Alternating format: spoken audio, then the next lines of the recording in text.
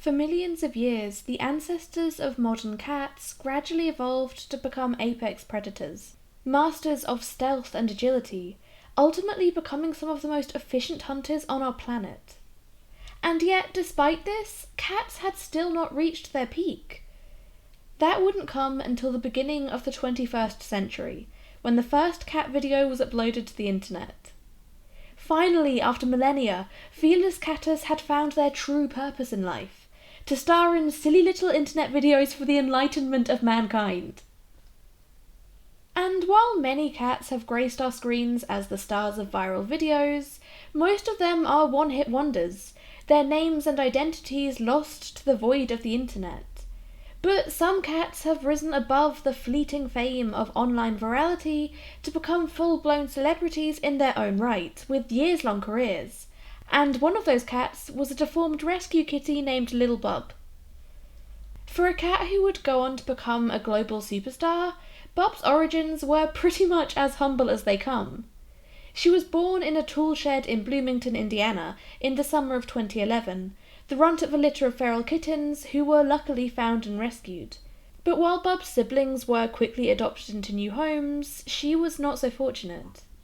Even at a young age, it was clear that the little brown kitten was very different from other cats. She was far smaller than she should have been. Her legs were stubby and each paw had an extra toe. Her eyes bulged and she had a severely underdeveloped, toothless lower jaw, which caused her tongue to constantly hang out of her mouth. With such extensive birth defects, it was clear that she was not going to be an animal who would have an easy life, and in all likelihood wouldn't live long. Most people weren't willing to take her on, not wanting to burden themselves with medical bills and heartbreak, both of which seemed equally inevitable. But Mike Brodowski was not most people. He was a local musician who already had 4 rescue cats living at his recording studio. When a friend texted him a photo of Bub, Mike had no way of knowing that this little kitten would come to change the trajectory of his life. But really, she couldn't have come along at a better time. Both his personal and professional lives were in a bad place. He'd quit his job to build his studio, but the debts from that were piling up, and an entire month's worth of recording sessions had just been cancelled out of the blue, leaving him teetering on the verge of bankruptcy. His car had packed up and his tyres had been randomly slashed, and he'd just had his heart broken, amongst other things. For most people in that kind of situation, the last thing they'd want was to take on the additional emotional and financial burden of a severely disabled kitten. But as soon as he saw the photo of Bub, Mike felt a connection with her. Like most people, he assumed this kitten would only have a short life, and he couldn't bear the thought of her never getting to know how it felt to be loved. So he agreed to go and meet her. At this time, Bub was 8 weeks old. She was only 6 ounces, which is about 170 grams, less than a quarter of what a kitten that age should weigh. The first thing Mike did when he saw her was to pick her up and say, "Hey Bub," and the name just stuck. And of course he couldn't not take her home with him. Mike's first port of call was to take his new kitten to the vet, who immediately proclaimed her to be the weirdest cat they'd ever seen, and estimated that she would only live for a few months. But Bub refused to be confined by others' predictions for her. She thrived under Mike's care, and in November that year, when she was still just a few months old, he decided to start sharing her online. It wasn't as if he went into this expecting her to become as famous as she did. He just thought that other people might like to see her since she was so uniquely adorable, and that they might get some of the joy that he got from sharing his life with her. So he began sharing photos and videos of her online, giving her own dedicated platforms on Tumblr, YouTube and Facebook. But Lil Bub's fame was not instant. For a few months, she gained little traction, until one morning when Mike woke up to find his phone blowing up with messages from friends, all eagerly informing him that a photo of Bub had wound up on the front page of Reddit. And from then on, there was no going back. Bub's fame continued to skyrocket, and her socials began pulling in larger and larger numbers as her newly formed fan base clamoured to get more Bub content in their lives. And Bub's rising star wasn't limited to the online world either. Before long, she and Mike were making an appearance on Good Morning America, and it was becoming increasingly clear that Bub wasn't just some flash in the pan, she was here to stay. Before long, there was Bub's first official piece of merch in the form of t-shirts, the money allowing Mike to purchase a new camera and laptop to help along Bub's new career. And while he did also use some of the money she was making to help pay off his own debts, Mike was always very mindful of not wanting to use Bub for his own financial gain. I remember being online during the peak of Bub's fame and seeing several people worry that she was being exploited, that she was a severely disabled cat being forced to make media appearances to make her owner rich. And while I never had much of an opinion on that at the time, having gotten to know more about Bub and Mike through researching for this episode, I am so pleased to say that that was never the case. In fact, Mike was determined that the platform Bub had been granted by her online fans should be used to help as many other animals as possible, particularly those like her who had complex disabilities. Early on, Mike created a set of rules for himself for dealing with Bub's fame. Of course, there was the obvious one, that Bub's well-being always had to be front and centre in anything she did. If she was doing something like an in-person meet and greet, it had to be limited to an absolute maximum of 2 to 3 hours, and Mike reserved the right to end early or cancel something completely if it was in Bub's best interest. But there were other rules too. For one, he never pursued or sought out opportunities for her. Everything Bub did, her book, her TV appearances, her documentary, came from other people approaching Mike organically. Secondly, he wanted to maintain a high degree of creative control and to be able to collaborate with his friends, many of whom also worked in media and the arts. The third rule was that anything Bub did had to be completely about her story and her mission. She wasn't to be reduced to a joke or meme. She was a real sentient being and a member of Mike's family. The fourth rule was that Mike would only work with people or organisations who were actual Bub fans and who understood and appreciated her message.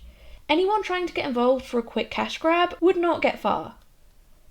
The last 2 rules were perhaps some of the most important. That everything she was involved with had to have some kind of positive message, and that anything that involved money had to have a charitable aspect. The charity thing was a very important part of Bub's career. Mike was determined to use his cat's unexpected platform for good, and in particular he wanted to help animals in need, especially those who had disabilities.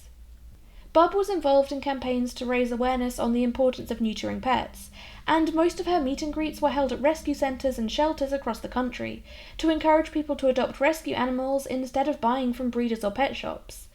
Most of the profits from merch sales went to animal rescue, in particular to Lil Bub's Big Fund, which was initially set up in partnership with the ASPCA. All of the money from the fund went to grants specifically to help pets with disabilities. In her first 8 months as a celebrity, Bub raised over $30,000, and that number would only continue to go up. It really isn't an exaggeration to say that the world is a better place because Bub was in it, and because of the human family who welcomed her in. Even when she was fully grown, Bub was still tiny, only about 4 pounds or 1.8 kilograms. She was so small she was often referred to as a perma-kitten, her growth having been stunted by a form of dwarfism. Because of her disabilities, Bub didn't look like other cats. But she didn't behave like them either. She couldn't meow, instead making various noises described on her Facebook page as squonks, squeaks, gurgles, snorts, hiccups, purrs, and sometimes even growls. Her personality was also unlike that of a typical cat. She was totally relaxed in any situation and genuinely seemed to enjoy travelling to new places. She would happily sit on Mike's lap wherever they went and however they were travelling. Perhaps the fact that she was so different from other cats was the reason that Lil Bub didn't really like their company. She certainly seemed to prefer humans to her fellow felines. I mentioned earlier that when Mike adopted her, he already had 4 other rescue cats, but they all lived in his recording studio since it was larger than his apartment, whereas Bub lived with him full-time. Her distaste for cats could have also been the result of her disabilities. She was a lot smaller than a typical cat, with a very differently shaped body, and she struggled to move around like a quote-unquote normal cat too. So perhaps she struggled to interact with them or communicate through body language, or perhaps she was just aware of the fact that she would be an easy target if another cat decided to turn on her.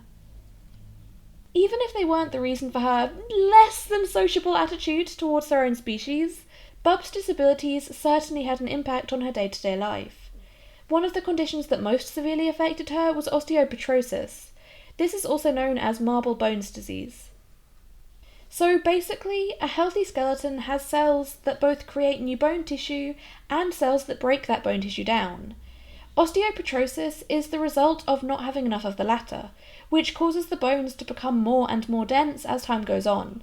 Not only can this cause stunted growth, explaining why Bub was so small, but it can also cause a lot of pain and can leave your bones brittle and more at risk of breaking. Plus, it can affect your ability to fight off infections because it reduces the amount of space inside your bones for marrow. Osteopetrosis is incredibly rare in any species, but especially so for cats. Bub is the first and so far only case of a cat being born with it. There's no cure for the condition and minimal treatments, especially if you're the only one of your species to have it. The condition is degenerative, and as a result, when she was only about 18 months old, Bub became so disabled by the density of her bones that she was almost immobile. She was visibly in pain and at one point couldn't even walk. Obviously, Bub always had contact with vets, including specialists, but they all seemed at a loss as to how to help Bub moving forward, and suggested that perhaps it was time to end her suffering and put her to sleep. But Mike didn't want to give up on her, even though by this point, caring for her meant that he basically couldn't go out, having to cancel everything in his calendar, including work, just to stay home and care for her. A friend of Mike's suggested Reiki, a form of Japanese energy healing. Mike was understandably skeptical, as there's no scientific evidence that Reiki works. But after 2 weeks of being unable to move at all, he was desperate to find something that might help Bub, so he decided to contact a healer who gave her daily sessions. And it did seem to work. Apparently at first, Bub seemed to be a little perkier, perhaps in less pain, and then after a few days, she began moving around on her own again. It certainly hadn't cured her, she still couldn't stand up properly and had to crawl to get around. But she no longer seemed to be in pain, and personality-wise, she was her usual self again. But while it did seem to help, it certainly wasn't a long-term solution. Even if it was helping with the symptoms, it was doing nothing to treat the root cause, which would only continue to get worse if nothing was done. And then, while going through his cat's usual fan mail, Mike came across an email suggesting they try an Assisi loop. If you've never heard of an Assisi loop before, then don't worry, neither had I before I started researching for this episode. And to be honest, I'm still not 100% sure I'm pronouncing it correctly. Basically, it's a device that delivers electric micropulses in what's known as Targeted Pulsed Electromagnetic Field Therapy, or TPEMF for short. I realise this sounds slightly like it's just electrocuting pets. It's not. According to their website, the electromagnetic signal used by the device is 1/1000th of the strength of a mobile phone, and the whole thing is backed up by years of peer-reviewed clinical research. They say that the electromagnetic pulses are specifically tuned to trigger an animal's natural anti-inflammatory process and stimulate cellular repair by upregulating the body's own production of endogenous nitric oxide. Yeah, I don't know what all those words mean either. But apparently, using the loop by just putting it around a specific part of your pet and turning it on has been found to lower pain and speed up the healing process, and has been used for all manner of things, from post-op recovery and injuries, to spinal and nerve disorders, internal inflammation and arthritis, amongst other things. Once again, Mike was kind of skeptical about it, but he was willing to try anything to help Bub, who by this point had been almost immobile for 4 months. And so he got himself a loop and began giving her 2 15-minute sessions a day. After a few days, it did begin to have some kind of an effect. Bub began experiencing violent twitching in her hind legs, but the vet assured Mike that it was probably just the result of increased blood flow to her legs from the treatment, and nothing too worrying. These muscle spasms lasted about a week, and not long after they stopped, Bub began trying to stand up. So the treatment continued, and after a month, Bub began to walk normally again, or as normally as a cat with her physical deformities could. And after 5 months, she was able to run again, for the first time she'd been able to do so in over a year. And by the end of her first year of TPEMF therapy, she was more or less like any other cat, able to run, play, and even jump up on the couch by herself. The loop didn't cure her osteopetrosis, nothing could do that, but it gave her a whole new lease of life and enabled her to not only be free from pain, but to return to her mission of spreading joy to people. Later, a doctor who was something of an expert in osteopetrosis would Google the condition and find out about this weird-looking cat who had it. She reached out to Mike, and when she found out about the treatment, was able to explain that the reason it worked was because the electromagnetic pulses helped the cells to break down, and Mike realised that that was actually one of the reasons that Bub loved travelling so much, and while she always seemed so much more mobile and happier while on trips, the vibrations of the vehicle she was in also helped to break down the cells in the same way. So not only were Bub's adventures helping people and other animals, they were also helping her heal herself. Lil Bub achieved a lot in her career as a celebrity. She hosted her own online talk show where she interviewed celebrities. She starred in her own feature-length documentary that debuted at the Tribeca Film Festival, where she also nabbed a selfie with Robert De Niro. She had a primetime TV special on Animal Planet, published music, and appeared in music videos for other artists, and had a book documenting her adventures. And that's all aside from her cross-country travels to meet and greets, charity events, and media appearances, and her massive online platform. I mean, those are all the things she's best known for. And through those things, she put so much good out into the world. But as I was researching for this episode, I came to realise that concentrating only on Bub's career and the things published under her name was almost a disservice to her. She was an incredible animal with a beautiful personality, and I think she deserves to be celebrated for who she was just as much as the things she did. Bub was utterly unique, and her existence made the world a better place for so many people. But most importantly, she was deeply loved by her human family. Even if her photos had never gone viral, even if she'd lived out her life as nothing more than Mike Brodowski's pampered pet, she would still have been a beautiful soul, one just as worthy of being celebrated for who she was. The fact that she did become so well known is just an added bonus, something for us all to be grateful for. And Lil Bub's positive impact went beyond just giving people the warm fuzzies and raising money for charity. Following a successful crowdfunding campaign, she underwent DNA analysis to allow scientists to identify exactly what her mutations were, and which genes they were connected to. Not only would this provide answers as to why Bub looked the way she did, it would also provide valuable knowledge that could then potentially be used to help other animals and even humans with similar issues. It was found that Bub actually had 2 separate genetic mutations, which were seemingly completely unrelated to each other. The first was the one that caused her to have extra toes, which isn't that unusual in cats, though it's certainly not common. The second was the one that caused her other, much more noticeable disabilities, the osteopetrosis, which had also caused her growth to be stunted. The result of Bub's genome sequencing were made public in March 2019. And tragically, it wasn't long after this that Bub's health conditions would finally get the better of her. On the 1st of December that year, Bub passed away peacefully in her sleep in the early hours of the morning, cuddled up in bed with Mike and his wife Stacy. She was only 9 years old. Bub's passing was announced by Mike through Bub's email newsletter, and I'm going to read from it verbatim because it's such a beautiful tribute to her, and a summary just wouldn't do it or her justice. On the morning of Sunday, December 1st, 2019, we lost the purest, kindest, and most magical living force on our planet. Bub was cheerful and full of love, laying in our bed with us Saturday night, but unexpectedly passed away peacefully in her sleep. I have always been fully transparent about Bub's health, and it was no secret that she was battling a persistent and aggressive bone infection. Even knowing this, we weren't expecting her to pass so soon or so abruptly without warning. I truly believe that she willingly made the decision to leave her failing body so that our family would not have to make that difficult decision ourselves. It is impossible to put into words the profound effect that Bub has had on my life, on the lives of thousands of homeless pets, and on the lives of those of you that have cared for her as if she were your own family. She taught me everything I know about unconditional love. She brought my wife Stacy and I together. She's the reason we have our beautiful children, Roscoe and Lula. And she has been a constant source of warmth and love in our lives for the past 8 years. To say that our family is devastated would be an understatement. But most importantly, Bub has made a huge difference in the world of animal welfare and in the lives of millions of people worldwide. She has literally saved thousands of lives, both pets and humans.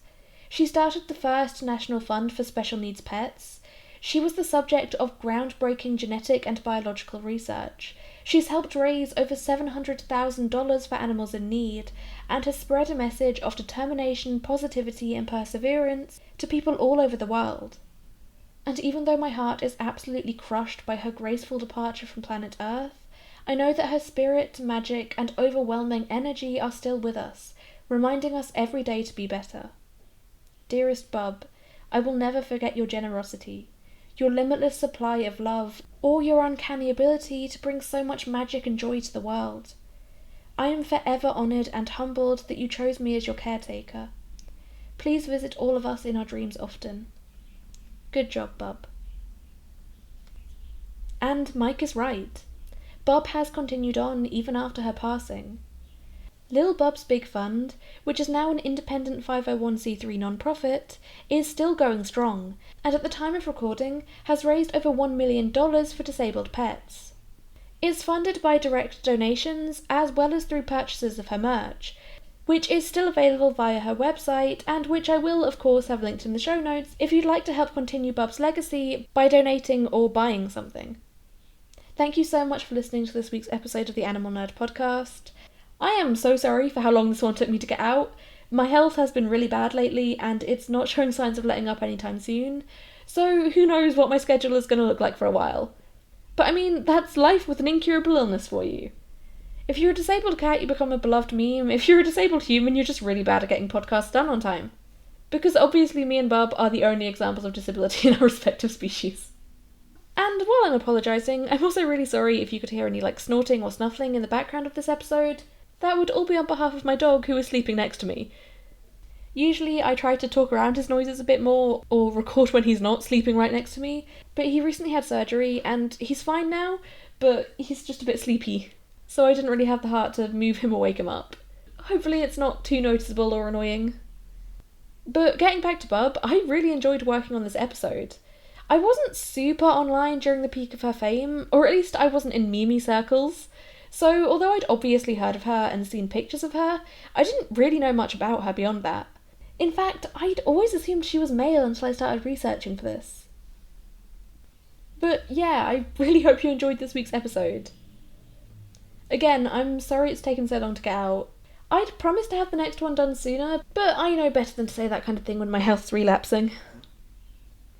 All of the sources used for this episode can be found in the show notes, as can our social medias, website, all that kind of stuff. And obviously there will also be links to the website for Lil Bub's Big Fund, as well as to her merch store. If you enjoyed this episode, then I would absolutely love it if you could leave us a review or rating on whatever platform you're listening to this on, or liking the video and leaving a comment if you're listening via YouTube. And of course subscribing so that you never miss a new episode, because I am not going to have a reliable schedule for the time being. Other usual stuff, any money this podcast makes goes to Animal Sanctuary the Little Rescue Zoo, so by listening to and supporting this show, you're also directly helping to support their work rescuing animals in need without having to spend a penny of your own money, which is always good. Thank you again so much for listening to this episode, and I will see you in the next one, whenever that is. Stay wild, friends!